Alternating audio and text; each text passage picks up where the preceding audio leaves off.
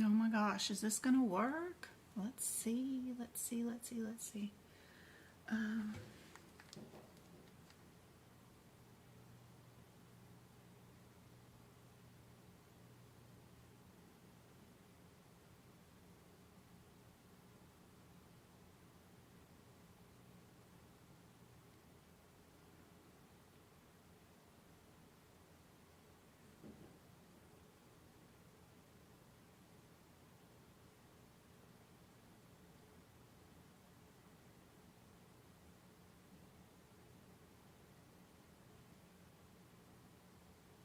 Hey guys, how's it going? Let me see if this is working. Let me see. Yeah, the view on TikTok though, oof. How are you guys gonna see that? Because that font looks so tiny. I'm sure the view on YouTube looks better. Let's see what the view looks like on YouTube. Let's see. Where am I at? I'm here. Yeah. This is a test. Oh, that looks clear. That looks good. Okay, so if we go to change the settings to higher, and then I make it raw. Is that good? Can you guys see? Get this out of the way. Yeah. Still need to zoom in more maybe, but if you guys are following along in your book, that looks pretty good. I think on YouTube. It's just TikTok that, I wonder why the view on TikTok, I'm here. Where'd you go? Here we go. The font on the book looks like you really can't see it very well. Let's see. You see what I can do here. Okay, that's for that. Crap, I don't need that. Let's see, I need this thing to grab. See, I want you to focus on that. Which I have here. Do I need to make this projection bigger? Does that help? But I don't want it that big on my computer because you all up in my way. Hey guys, I'm sorry. I'm just kind of playing around with a new setup to see what looks good on TikTok and then what looks good on YouTube at the same time. I'm trying to set this up where I can stream both at the same time with the same camera without having, oh, that looks so much better when I do it that way. Okay. But, okay. Okay. Now how do I see chats? Before I do my stream at 4:30, you know, it's like an hour before I have my regular scheduled live. And I just figured out how to do this, to do both TikTok stream and YouTube stream all on the same camera. That's like a thing you can't do, but this guy on YouTube figured it out, and I followed his instructions, and it looks like it's working. That looks really good, I think, on TikTok. That's awesome. Okay. And then YouTube looks like, hopefully it's going okay. Hey KK. So let's play around for about 30 minutes if you guys want to.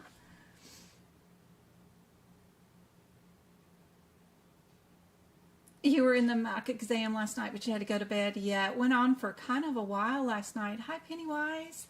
I know you're a fan of TikTok. The replay is available on YouTube, so the same link that you used to get in to last night's workshop is the same to watch all the replays. It did not save all the downtime on the YouTube replay video, so the times that my computer had crashed and had to be rebooted are not saved. So it's a 4-hour and 30-minute video with the 75 questions. And I did more teaching with this one instead of doing just the questions in the exam 3-hour format, because I was interested in showing you guys a new way to do it by looking at the alphabetical index in the back of the CPT book. So my intention was just to spend 15 minutes and show you guys how to do that, and then do the questions in the 2-minute time frame. But because my computer kept crashing and I had so many issues, when I came back on each time, I ended up over talking most of the questions just because, you know, it was such a disrupted thing. So the workshop ended up being more of a mini course and 75 practice exam questions, you know, so you guys can still do the questions in the 2-minute time frame. Just turn my audio off, and when the first question shows, you know, pause it, and then set a timer on your desk for 120 seconds, then do the video and release it when the timer goes off. The first 3 questions are going to have like screenshots from Vitasource and books and stuff. So those aren't the ones that you'll be able to do the 2-minute timer on, because there's screens in between them. And I don't think I show off the entire question in its entirety all on one screen, maybe at the end. But the first 3 are a little different. But after that, there's a good 70 questions for sure that are all on one screen, unless they're cases, that are really good for timing yourself and getting yourself down to 120 seconds. But how does this view look on TikTok, guys?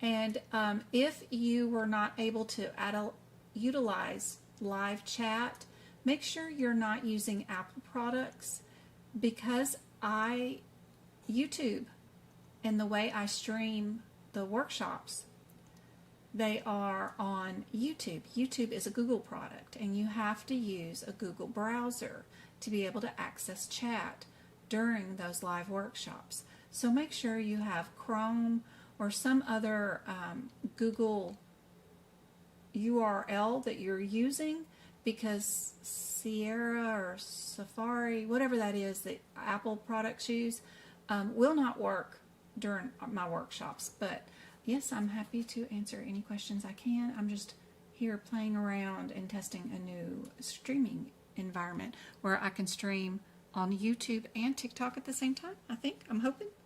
I don't know. Is this working on YouTube, guys? Are you guys seeing anything? Where's my YouTube? Hey, Fran. Hey, JP. Hey, Tarantino. Can you guys chat and let me know if this is working? On YouTube, is it still streaming there too? Because, ooh, yeah, there's chat. There's me. Yay. Awesome. And if I missed your question on TikTok, please ask again. Oh, I'm so excited. This looks like it's working. How's the views for you guys on both, either whether you're on YouTube or TikTok? Is there any echo? Is the audio coming through good on both? I appreciate y'all's help.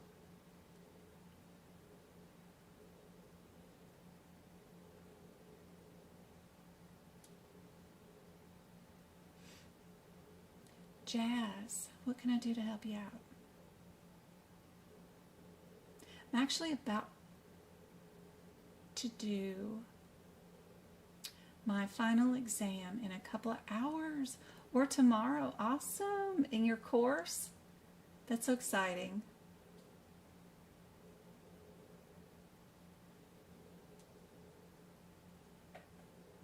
Hey, Ruthie.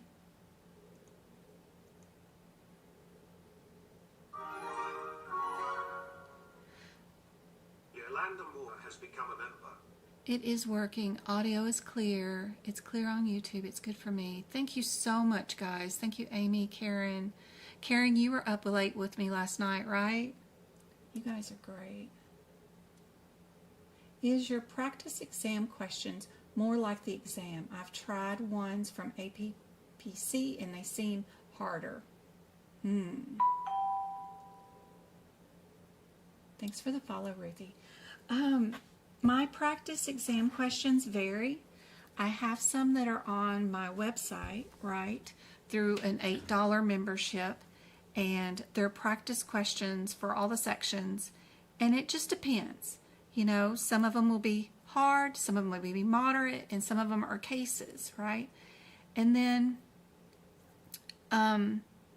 the ones that I sell in the store that are printable PDFs, you know, if you want paper and you don't want to work on my website electronically and answer questions, then you could buy some paper ones. And those come directly from my license information from AAPC. So it's their stuff. So it's a variation.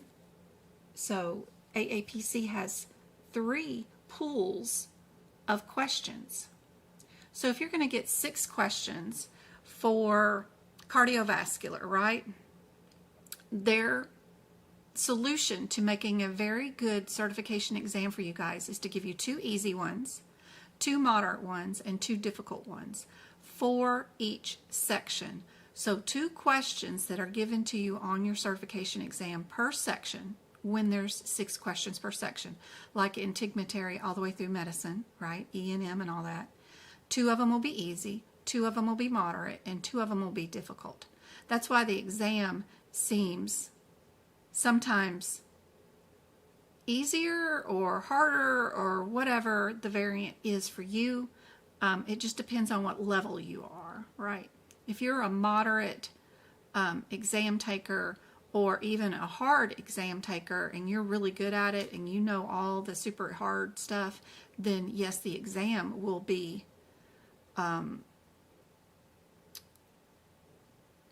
what is this, like 70% of the exam will be easy for you, right?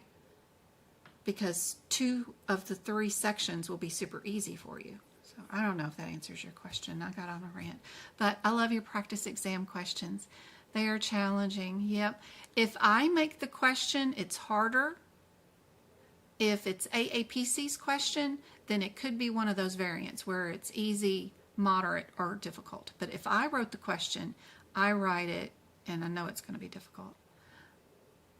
I'm doing the AAPC self-study right now, and I feel lost. Oh, watching your videos helps. I'm so glad it helps. That's great. I have a lot of students who just add me as their instructor on the side, and then they join my classes once weekly and do a chapter with me. Like this week we're going to be doing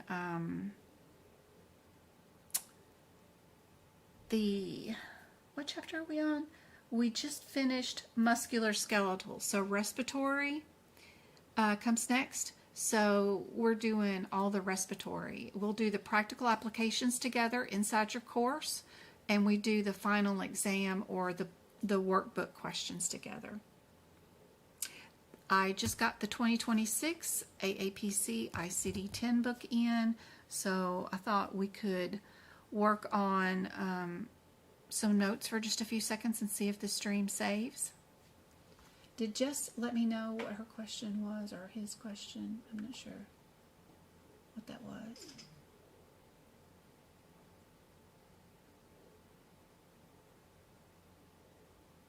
Pickles popcorn. Thank you guys for tapping and sharing. We already got 1,000 taps. You guys are awesome. Got a new follower too. 14 people on.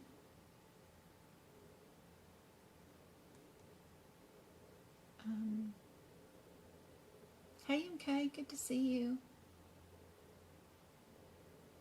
Do you know if you can use the Lazy Susan for my book at the exam? If you take it with you in person for an in-person exam, I am hearing that that is allowed as long as there's no print or writing on it. If it's just a book stand, schools and environments are allowing those. Yes, it is allowed, and it is on the allowable list from AAPC. Now, can you have a person at a testing center just ignore the AAPC's thanks and say you can't have it? Then yeah, that can happen, and you may just have to go put it in your car or whatever. But it's supposed to be allowed. Now, the online proctors, if you're doing the exam at home, seem to be way overkill on the instructions from AAPC, and it does not seem like they'll allow you to use it because it kind of blocks some of their view. If you have the books propped up, they can't see your hands, the keyboard, your monitor screen, the side of your face, your mouth, and your eyes. They're required to see all of that at one time. If the book stand is away on the other side of your computer screen, and they can still see your computer screen, still see your books, still see your keyboard, your face, and all that stuff, then maybe they'll allow it. But just the whole setup of that and the way that they got to angle that camera makes it very difficult if you block their view with standing books. So lay down books on a table, and they're able to view the table, plus they have to view the upright position of your face and the computer screen all at the same time. Can make for some, if you can figure out how to stream it where nothing is obstructed and they can see the books and they can see the computer screen and your keyboard and all that stuff, then they shouldn't have a problem with it. It's just that would be technically something for sure to figure out. All right, let's do some notes. I did not see Jess's message. What can I help Jess with about that? Since I wasn't able to utilize chat, how could I get the answer questions I have? You can ask away right now. And the workshops are not intended for a Q&A, actually. It is meant for you to get 75 questions, spur of the moment, put in front of you, right? You and I both don't know what the answers are because I generate the exam through an exam generator out of the pool of 1,000 questions that I have, right? And I publish the exam based off of criteria, right? And then you and I both show up for the workshop. And then I do the exam in 3 hours, 75 questions, and show you. And I talk and let you know what's going on in my head. What am I looking for? Why am I here? If I'm doing the process of elimination, I'll let you know what's going on in my head. But technically, this exam is to see if you guys the workshops are meant to prepare you for what you're going to face on exam day. You can't talk on exam day. You can't mutter to yourself. You can't ask questions, and you're supposed to be able to find the answers in the same time that I'm finding the answers. That's not like an instructional Q&A thingy that I do. Those are more of the boot camps that I do. And that's more of a Q&A. The workshops are, the only questions I really look at chat for are, can you hear me? And can you see the screen? And is everything okay? Good. Okay. And then I start rattling. I barely pay attention to chat. Usually if there's something wrong, I have to get a text message from Twinkle or Go-Kart to tell me there's something wrong with the stream because I'm not paying attention to the stream during the workshops.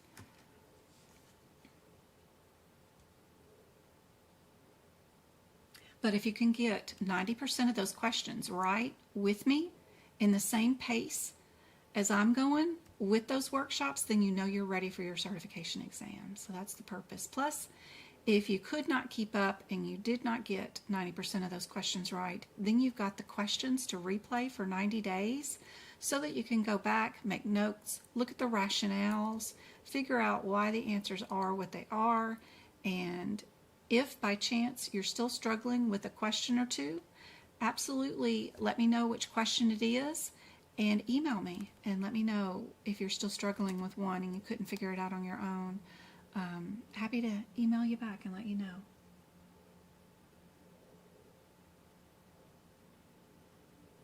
I'm doing my last class on medical billing and coding. I was just made aware of the final test. Oh, don't worry, Ruthie. You're going to do great. Don't freak out. It's okay. Yes, 2026 book. It's like a nerd's Christmas. That's right. Oh, there's the goat, Tiffany Roach. How are you doing? My heart just sinks for you, for your YouTube, your Facebook. I mean, you got your Facebook all up and ready and everything? I hope everything's going well with your Facebook group and you got it all fixed up. I was just testing this. I am actually streaming, Tiffany, oh my gosh, on TikTok and YouTube with the same camera at the same time. I'm so excited. I've spent years trying to figure this out, so I was just testing it for just a second. I have a scheduled live at 4:30 today. It's 3:40 here today, but I figured this out. So I'm streaming on OBS for YouTube and on TikTok through TikTok Studio, all at the same time with the same camera. That has been a challenge, girl. Oh.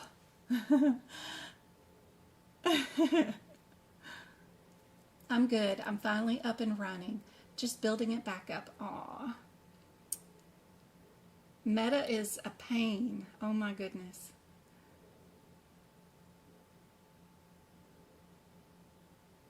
Lolly says when do the 2026 books ship? Oh, 2026 ICD 10 books are already shipping. So are the PCS. I already got that one in too. So if anybody here is doing CCS, we already got the 2026 AAPC version of the PCS. I started making notes for it too.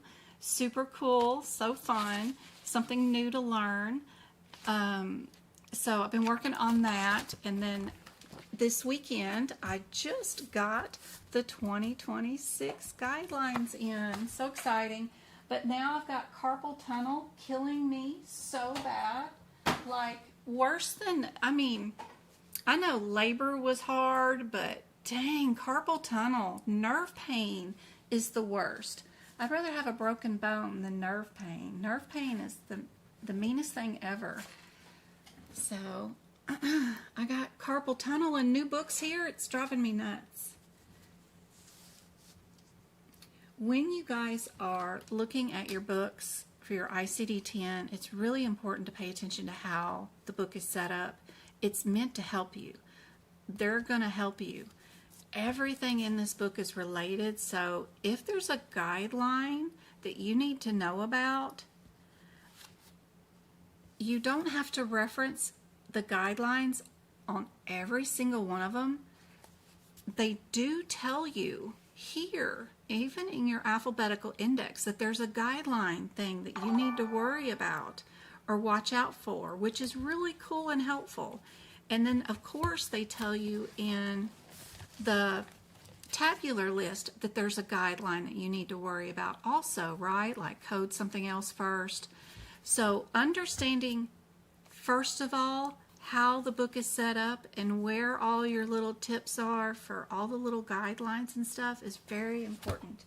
But yes, I'll have to school you, Tiffany. We'll have to get together and I'll show you how to do this. I don't know if I can explain it, but if you're on OBS, the tip is, what's the word? You take your camera view on OBS, right click on it, and you project a mirrored view. That projection is what you use in TikTok Studio as an added source. Girl, the guy who did this TikTok video, he only has like 4,000 followers, subscribers on TikTok. And I seriously have searched this conundrum for years and never been able to figure it out. And this little bitty creator on YouTube has figured it out. I'm so proud of him. He did really good. That's really awesome.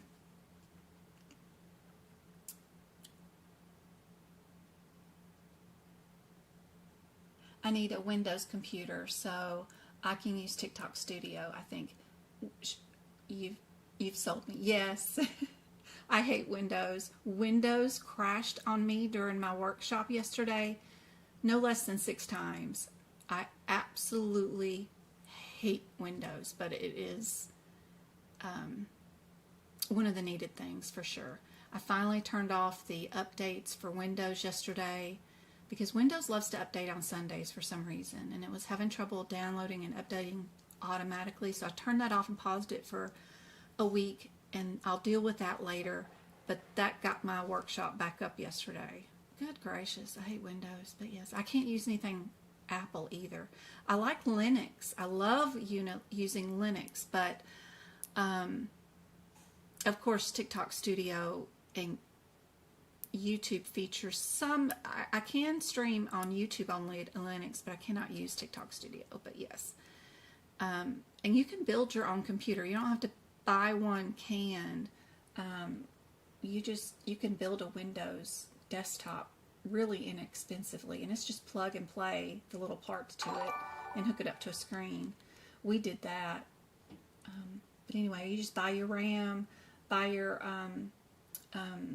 memory separately, buy your fan separately, load it all in a case and plug and play and download Windows, of course, and good to go. But yes, this is great. You use OBS and project it, and then use that projection as a source on TikTok Studio. And now I'll have my YouTube stream and my TikTok stream saved on YouTube for replays automatically now, which will be lovely.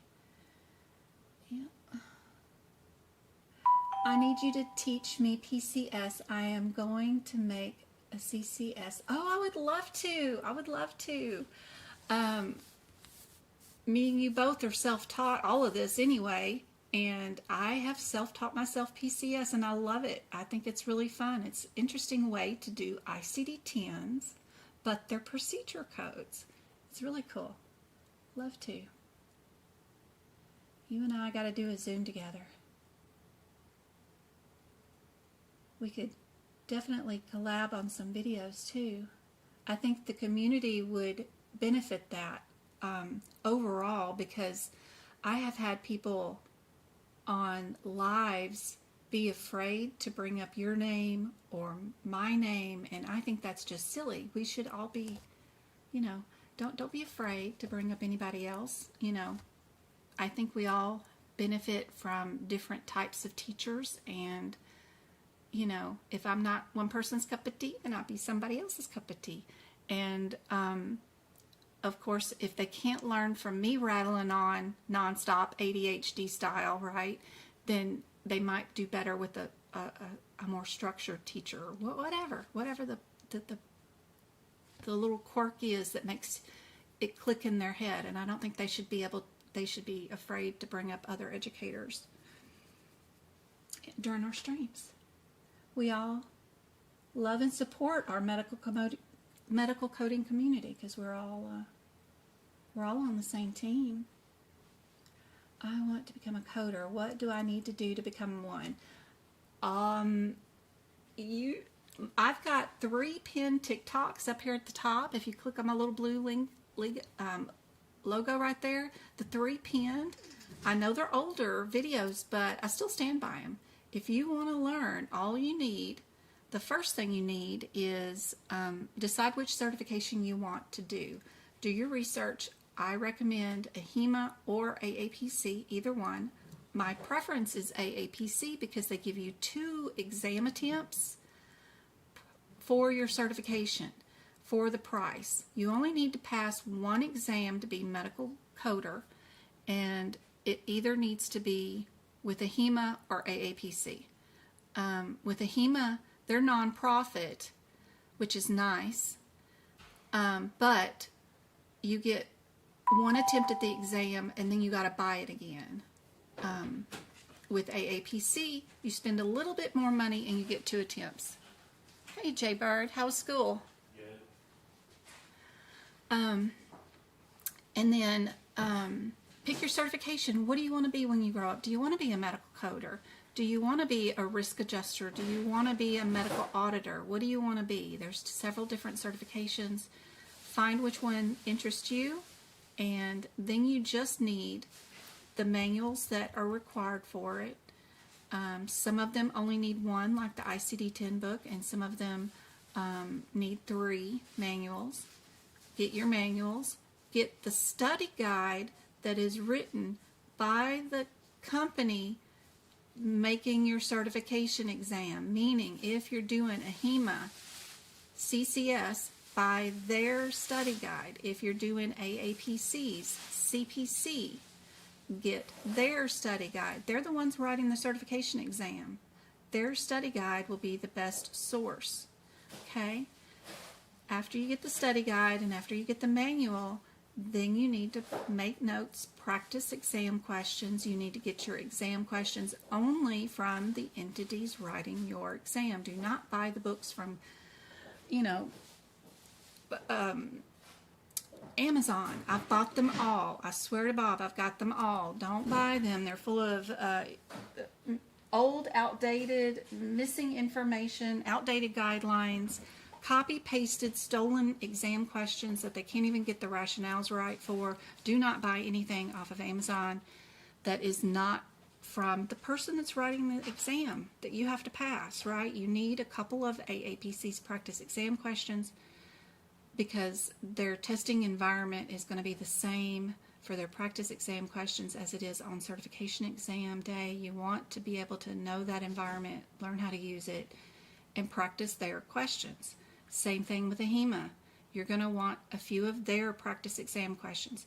Now, licensed instructors like Tiffany and I both have extra practice questions that come with our license that we can provide for you, but they are, again, from the person that is writing your exam that makes you a coder, right? You can get those from us. She has some, I have some. Only get them from a licensed instructor, right? If you're going to buy them in a more economical fashion, right? And that's it. You just need to practice. And then if you can pass that one exam, then you are certified. But watch those videos. It will help. New, thanks for sharing out the live. You guys are awesome. Michelle, thanks for the follow. Ash is self-taught too. 35 years of coding. I had 30 years in the medical field. I started out doing OB delivery. I've even shot x-rays. I've drawn blood. Even started out as a lifeguard years and years and years ago when I was 15. I'm 54, I think now. Yeah, 54. So a lot of years, I started out working on sailboats when I was 12. So but medicine, out of all the jobs I've ever had, even worked in Ford factories, auditing Ford lines, I've worked retail, Walmart soft lines, I've done everything under the sun, but medical field kept me in a stable income and kept me housed, fed, and happy, and more rewarded than anything else, for sure. And never had any worry about ever needing to worry about finding a job. I mean, there's just so many available in the medical field. You don't have to be a medical coder. Even when you get your CPC, it just opens up so many doors. Oh my gosh.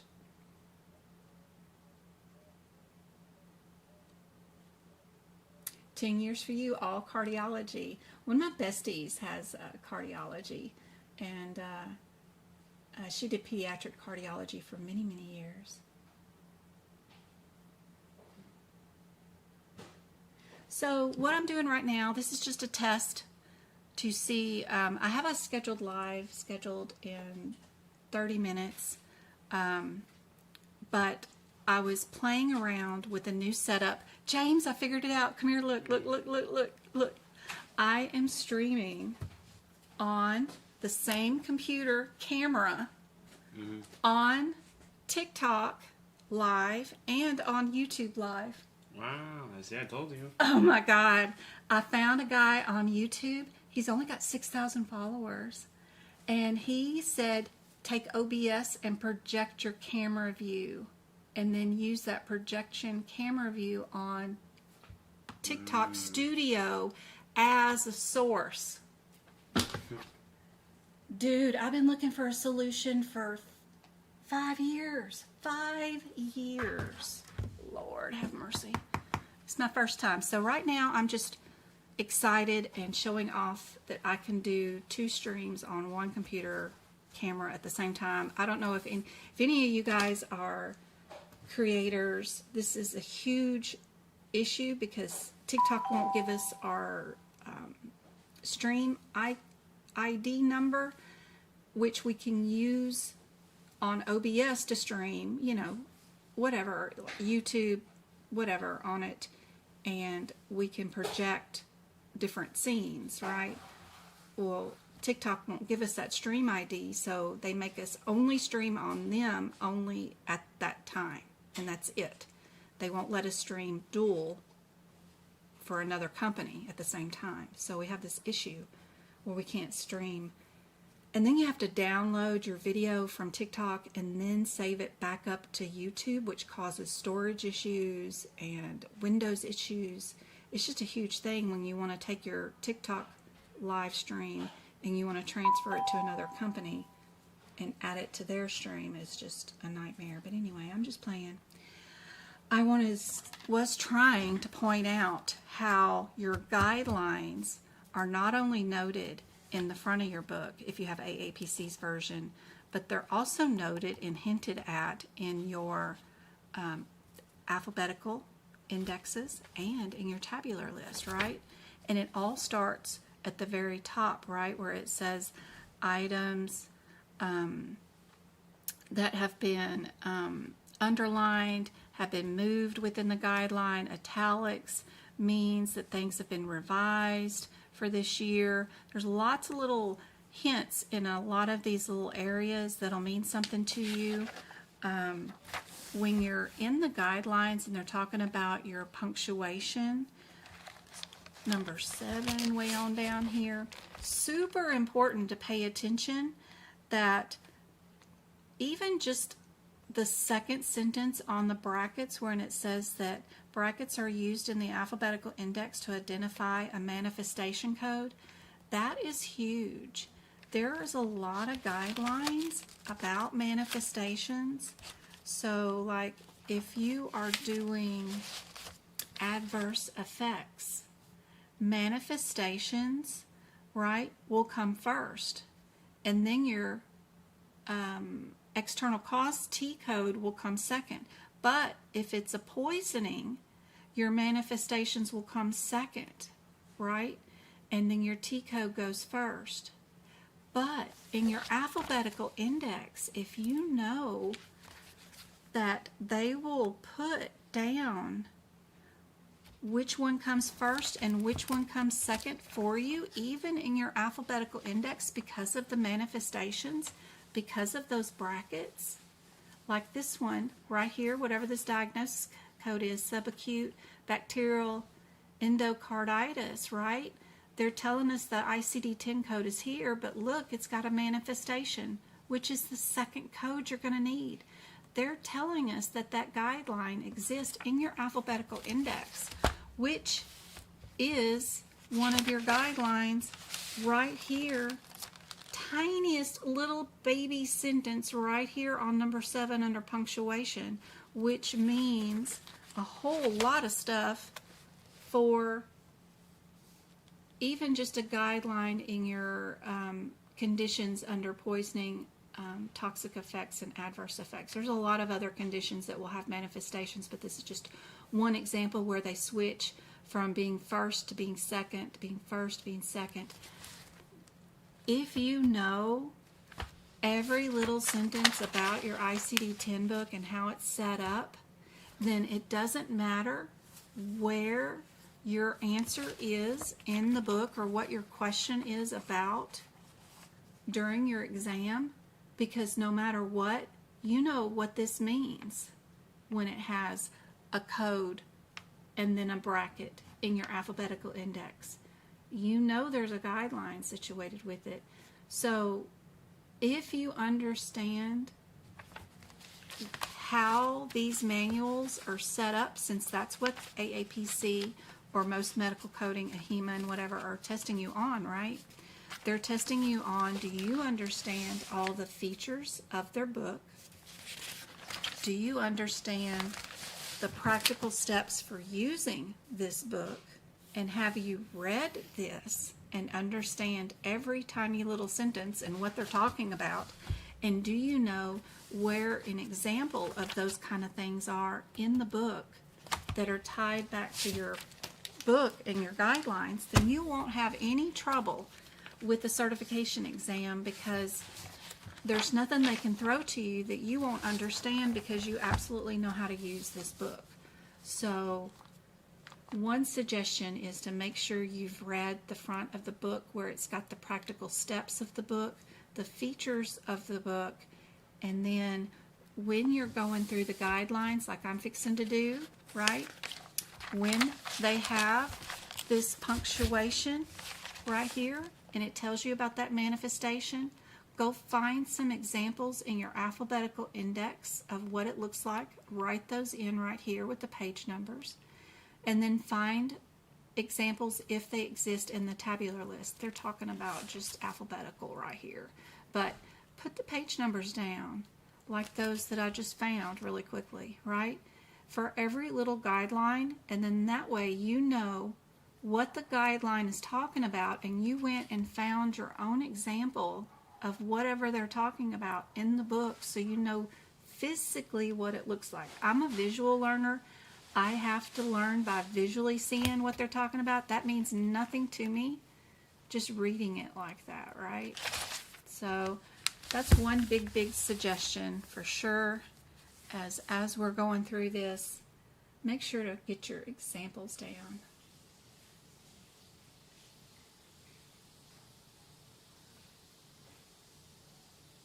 Because in the real world, in doctor's offices, the EHR is capturing the ICD-10 codes for you and all that stuff. You're not going to have to do this in the paper books, most likely. But the goal of why we have these manuals and what we're doing is trying to make sure that we pass that certification exam. And to pass that certification exam, we have to use these paper books. James, make sure you do the one in the hallway, please, because I took away one of them, and so they're going to be utilizing that one more, okay? I got it. All right, thank you. Don't forget to take the cans down and add the cardboard boxes. Yes, ma'am. You're awesome. Thank you. All right.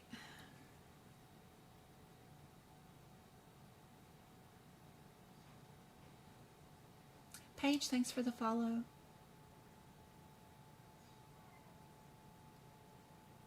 Ash, thank you so much for the heart me. Thank you, thank you, thank you. I really appreciate that. All right. So, narrative changes are going to show up in bold. I love the paper that this year's book is written on. Last year's book was kind of a glossy one. This year's book is more of the raw paper kind that we used to have years ago. I don't know what made them switch over to some sort of glossy, kind of like, it's not newspaper, magazine paper. They've done it for the last like 2 or 3 years for the ICD-10 book. This year, so far, I haven't been through the entire book yet, but it feels like it is all back to more of a paper grain than a plastic grain, if that makes any sense, which I'm in love with. But if it is truly wood paper, right, it could bleed more than the shiny stuff. But the shiny stuff, no matter what pens you use, it can smear really easily because it takes longer to dry on. This is going to dry really fast, but it could leak through easier. But I love the papery feel of it instead of the glossy feel, for sure. So I love it. I think this is great. Anything that's in italics has been revised. These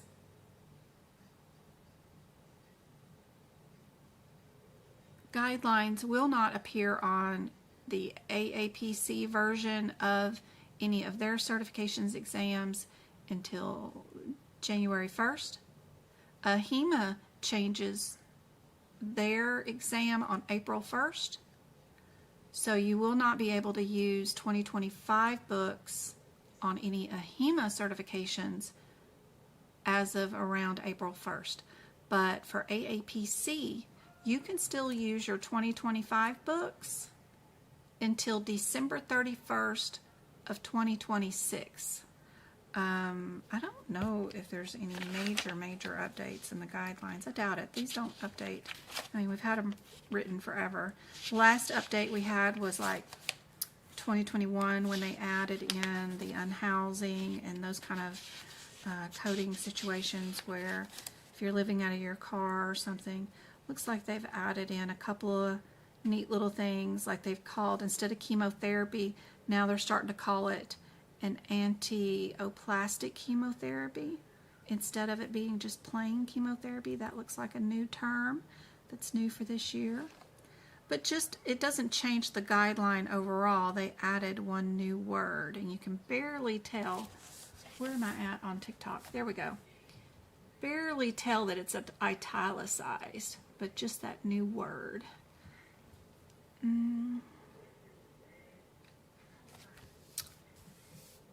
So underlined have been moved within, and then italicized means it's been revised. All right. Number one thing, which is usually one of the very first questions on your certification exam, is who is in charge or rewrites or updates or holds the full list of ICD-10 codes, right? What does ICD stand for? Do you know what the I stands for? Do you know what the C stands for? Do you understand what each individual letter stands for? AAPC loves to give us acronyms and see if we know what it stands for. You'll find that in the very first paragraph, right?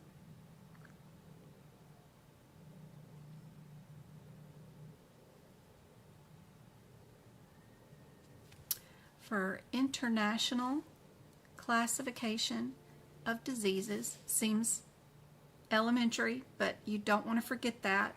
They're going to have a bunch of I words and 4 different available answers. Classification, they'll have some very similar words that'll all start with C. They'll all look very similar. And then diseases, they'll have a bunch of D words. And you got to remember which set of I, C, and D words mean ICD, right? So be sure you at least know that. First off, that's usually one of the first questions.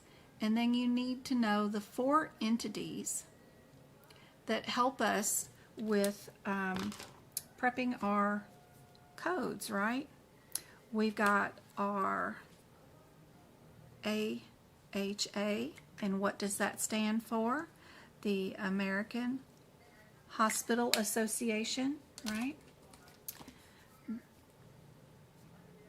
We've got our lovely AHIMA people, right? AHIMA, the American Health Information Management Association. They can do your medical coding certification also. I just have always preferred not to, just because you get one attempt. I just love the 2 attempt thing. I just think that's lovely, because that way you can use your first attempt as more of an educational tool to learn how the exam is, what to expect. It's very hard to watch a bunch of videos and then try to figure out what it is and what it isn't and all that kind of stuff. So that's what I did. When I first decided to get my CPC, I went and took the exam right away. Bought the books and took the exam right away. That way I could make my own plan. You know, Gen X, we're used to doing everything by ourselves. We had no parenting at all, and you know, my parents, bless their hearts, they went to work at 5 a.m. every day and they came home at 7 p.m. every night. They worked every day, every year. And then on Saturdays and Sundays, they were on a boat fishing. That was it. That was their life. And, you know, I was either at home or went fishing with them. That was it. I was going to school by myself from 2nd grade on, all by myself. Got myself up, got myself dressed, got myself home, fed, and cooked dinner and everything 2nd grade on. So that was my plan. I went and took the exam all by myself, not knowing what in the heck was going on. And then I came home and made my own plan about how to attack the exam. And then took it my 2nd attempt and passed. The next one is, of course, our CMS. Be sure you know what that acronym stands for. What does the M stand for? What does the S stand for? Right? All these could be questions on the exam. And then NCHS. That's your 4th one, right? NCHS. Do you know what the C stands for in NCHS, right? I can't learn anything just by reading it or highlighting it. I have to physically do something with it to learn it. So, of course, over here next to it, I'm going to make sure that I remember them, right? Probably ought to.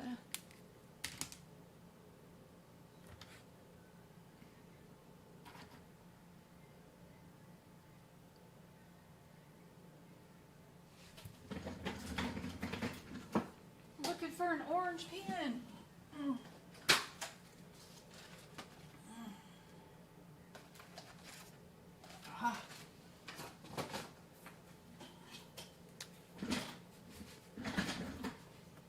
So I always have to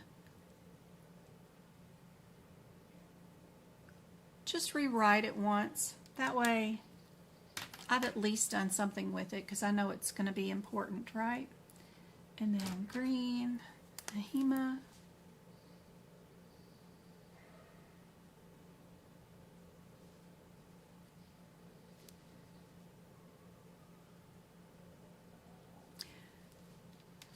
If you're not the type of learner that has to have hands-on, then you don't have to write them, right? You can just highlight them and move on. You'll know where that is.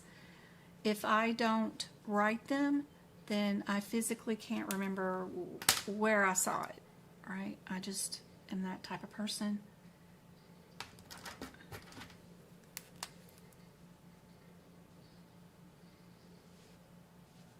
You don't have to do your notes exactly like I do mine, but these are prior exam question areas, right?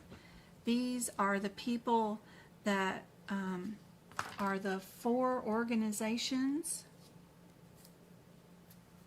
that make up the cooperating properties. That's what they call themselves. And if you're ever asked that question, that is the term that they're going to use. They are the 4 organizations for the cooperating parties for your International Classification of Diseases. So, question 1 of your certification exam handled here. If I only have the 2025 books and plan on taking the exam this year, should I purchase 2026 books? No, absolutely not. I don't see anything so far that would make me freak out and say you got to buy the books. When we changed over from 2020 to 2021, I did recommend for the CPT book to have been purchased, I think, because there was just too many changes. But ever since then, there hasn't been enough changes to orient it at all. And in fact, there is a question still on the exam today that I know can only be answered with the 2024 books. So don't be too eager, to switch and update books. If you don't have to, if you've already spent money and you already have the 2025 books, you are perfectly fine. This is just fluff. And so far, there is absolutely nothing here that has changed in 5 years. Every sentence is the same. There isn't anything new. I'm just rewriting notes over and over and over and over again just for you guys. No real reason. Absolutely no reason. All right, guys. You're welcome. You're welcome, vegan. I'm serious. There's a HipPix code on there that got deleted in 2025. It's still on the certification exam, but it's not in the 2025 HipPix book. And, people are freaking out about it. But yeah, it's only answered with the 2024 books. We're humans, and aapc and ahima, we're all cooperating parties, but we're all organizations. And who runs organizations? Humans. We all make mistakes. I make mistakes every day. We're all human. And to keep a log of 2,000 exam questions, pool and keep them updated for every current year is a humongous task. And then to delete the old ones and update the new ones, it takes a while, and it's okay. The acceptable percentage of errors is 7% for anything that is printed, right? Even Alice in the Wonderland book has a sentence that's duplicated in the printed book that is an error. Even these books get updates right after they publish them. They all have errors in them. Even the CPT book has errors in it. You have to go to the irregularities, whatever, on the CMS website or AMA's website, and you have to download about every 90 days corrections of errors that we find in these books after they're published. So you're handwriting corrections in them all the time anyway, because they're all printed with errors anyway, because we're all human. So don't fret, don't stress, don't micromanage this down to minute details. You're going to drive yourself crazy. Don't stress. Number one thing. Who passed? Miss Kim, you passed your CPC today, and you bought the 7-hour boot camp. Girl, it helped a lot. I'm so glad. Thank you so much for coming in to tell me. I've heard a lot of people say that it's just like the exam. It really does majorly help. It is a mini course. It's 7 hours. And I've never made one of those before. I don't know why, but it was a lot of work to prepare 7 hours worth of material. But it is a mini course of what you exactly need to know per section of the certification exam. So if we were doing integumentary, right, I tell you what's fancy about those integumentary codes. What would you see that is difficult in that area? If there's some certain CPT code descriptors that are tricky, or if there's parentheticals that are moved, or a guideline that is misrepresented in some way that you just need to know for your exam, I'll let you know. Chapter overview, right? I give you my predictions of what codes I think might be on the exam. I have no way of knowing because they can pull from any source, but my predictions. And then we do some of those practice exam questions in that chapter, and then we move on to the next section. So the boot camp is great. Just remember, it's not always what is correct, but what is most correct out of the available answers. Because sometimes you're faced with questions where 2 answers are correct or none of the answers are correct. But which one is most correct? So it can drive you crazy. But I got a couple of examples like that even in that boot camp too. And for $40, you cannot beat the price of that education right there at all. All right, guys, I've got to go live for my TikTok event, which starts in 10 minutes. So it is telling me, I'm getting an alert from TikTok right now that I got to get off this one so I can start that one. And I will do the same for YouTube. I'll be streaming. Hopefully this is working for both at the same time. And we'll do some more, okay? I'll be right back in 10 minutes. Go grab a drink. And I'll be right back if I can figure out how to end this. I hope this was helpful. Oh, yeah. Oh, no. AI ain't coming nowhere near us. Don't you worry about that hood. And if you go to my website, Medical Coding by Jen, I've got tons and tons of blogs of tons of current jobs that you guys can get right now, even without your CPC, that get your foot in the door for the medical career, that are remote from home. And if you join our Discord study group, there are 2 rooms that have job postings in them too, with job posting exams in there too. Anyway, I gotta run. I'll see you back in 10 minutes.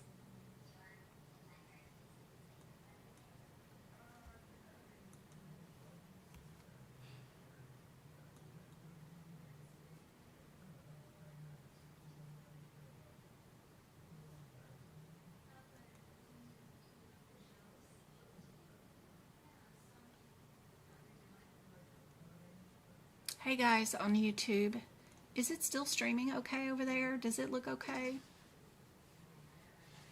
I'm having trouble seeing both chats. I got to figure out how to do this. I need a 3rd monitor over here, which is crazy because I'm only streaming on 2 devices, but the way chat is, it's very difficult to see. But I got my cell phone up. Yeah, it's still good? Okay. All right, guys, give me 10 minutes and we'll be right back with our regularly scheduled live. But I am so relieved this is working so much better than the camera view on a cell phone. Oh my gosh. So stressful. What else did I miss up here? Sorry if I missed you guys on YouTube. I got to figure out how to see your chat easier.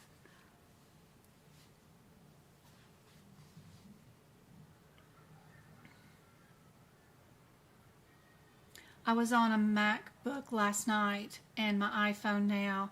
No issues with chat. That is awesome news, Amy. I've seen several YouTube videos saying that you have to use a Google product to be able to get into chat. That is awesome that you're not having that issue. So that is great. Nerve pain is awful. For sure.